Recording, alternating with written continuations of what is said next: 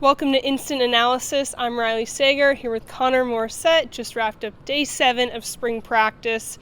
Jacoby Lane, he had some passion at the start of practice. What was that all about, Connor? Yes, Riley. So he came out of the locker room, and he usually brings the energy. So him yelling and screaming coming out of the locker room, not really a big surprise. He was skipping into practice. Once he crosses the gate, he likes to shriek sometimes and yell to his teammates, let everyone know it's time for practice. I saw he yelled, and then Jakeem Stewart was like, okay, here we go. But then we get in for the viewing period, and Jacoby was a little bit upset with one of the walk-on quarterbacks. It looked like, I don't know exactly what happened, but it seemed like one of the quarterbacks did not get taped up in the locker room, and Jacoby was yelling, saying, if I got to get taped up, if we all got to get taped up, I don't care what time you get out of class, you got to go get taped up. So he seemed a little frustrated. And even Luke Heward at one point, the quarterback's coach, former inside receivers coach, was like, hey, relax a little bit, settle down. And then we shifted over towards other position groups, and that sort of died down. But yeah, he brought that energy and that passion, and he was a little fired up. I would not want to be that quarterback today, that's for sure. I wouldn't want to get on his bad side. Yeah, keeping everyone accountable, I guess. You spoke about those other position groups. The offensive line, you've been saying that will be the barometer of success, team success this season. What did you see from them today? And do you still stand by that? Yeah, still stand by that for sure, especially this team. I feel like there's a lot of really good position groups. The offensive line could be one of them, but we got to just see how it all works out. So today, with that first team group, again, we can't see the whole practice, but we could see some early warm-up rep stuff, and it looked like the top group, John Ray Reed, big general at center, left tackle Elijah Page, left guard Alani Noah, right guard DJ Wingfield, and then right tackle today, instead of Tobias Raymond, we saw Justin Tawnou taking that first team right tackle spot. So those two are locked in a battle, it looks like to me right now. I asked Lincoln Riley about that battle after practice today, and he mentioned how Tobias Raymond, we need him. He's going to be one of the top 5 offensive linemen on this team. It sounds to me, Riley, like Riley really understandably wants to keep both these guys happy, because there's going to be a winner, there's going to be a loser of this job. You ideally only want to have the 5 offensive linemen. And if it's true that Tawnou is going to be at that first team right tackle spot right now, you don't want to lose Tobias Raymond. We saw his value last year, how he's able to come in against Michigan and calm things down a little bit. He played well in the bowl game. It's April. It's way too early to be saying this guy's going to lose his job, this guy's going to transfer. But just based off of one little 15-minute segment of practice today, it looked like Justin Tawnou, for now, might be ahead of Tobias Raymond at right tackle. Yeah, so he went in for Elijah Page, left tackle, during the bowl game. Did you talk to Justin about that? What was he feeling? He was awesome. It was the first time talking to Justin Tawnou today, so pretty good timing that he was taking those first-team right tackle reps, and then he was able to speak with us. Really easygoing, friendly guy. I think he has a chance to be a fan favorite. We all love Big General's interview with us.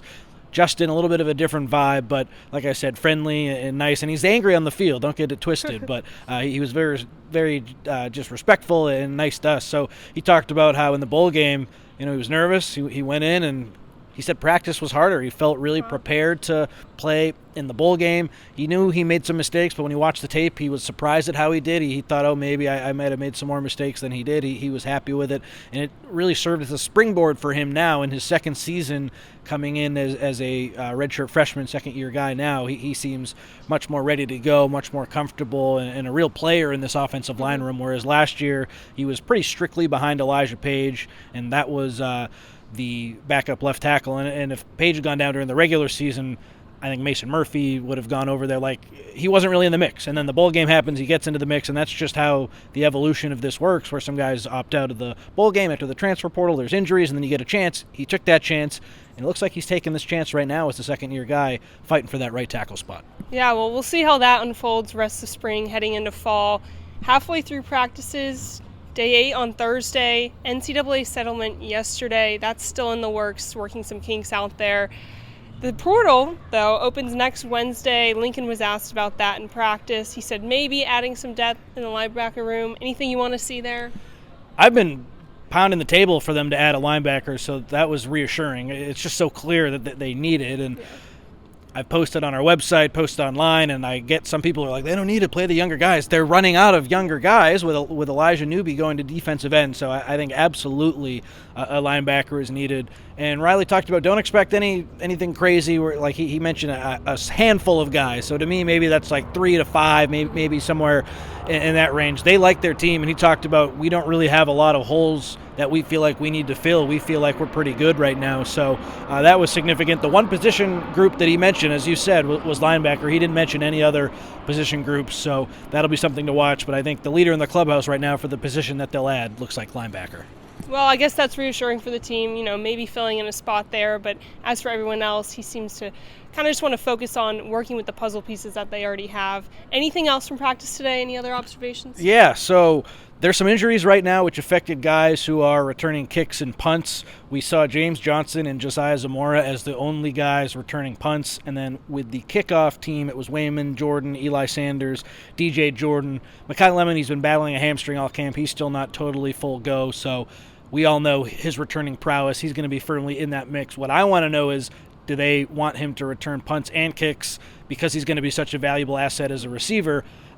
I would have him do everything because he's so good, but you always get concerned about the injury risk. So if there is someone else who probably won't be able to fully replace him but could give you 90 to 95%, it's a tough ask. You might as well give it a try there. So that's it for practice observations. Afterwards, I also talked to Joey Olson, the second-year tight end. Chris and I had a chance to catch up with him. He just talked about how last year was a transition year for him, and now he's ready to contribute more. All the tight ends are really pushing him. He did say he's more of a natural receiver than tight end. He played receiver in high school, so he's really enjoying the fact that the receiver numbers are a little down right now between just not having that many scholarship guys and just some injuries in that position group. So the tight ends are getting the ball a little bit more in the passing game, which he's really happy about. He was asked, do you like catching passes or blocking more? He said, I have to block. That's important, but who am I kidding? I like catching the ball a little bit more.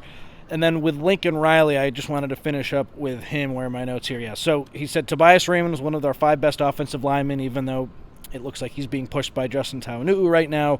The linebacker in the portal, as you mentioned. The last interesting thing, he said Christian Pierce has improved a lot from last season. Riley mentioned how he played the most special team snaps of anyone last season, and they feel like that's going to translate to him having a role on defense. They've been really impressed with him. And then he mentioned Tobias Raymond, and Lorenzo Cowan as 2 guys who the whole team has really noticed taking a step forward. So Riley was really pounding the table today for Tobias Raymond, and Lorenzo Cowan was a name we haven't really heard a lot about him, the second-year edge rusher, but it seems like he's taking some steps forward, so maybe he can work his way into the mix and try to sack the quarterback this upcoming fall, a guy who maybe we thought might get lost in the shuffle, but it sounds like he's improving a lot. Well, thanks, Connor, for those insights. Still a lot to come this spring, but that's going to wrap it up for Day 7 of spring practice. I'm Riley Sager, Connor Morrissette. Thank you.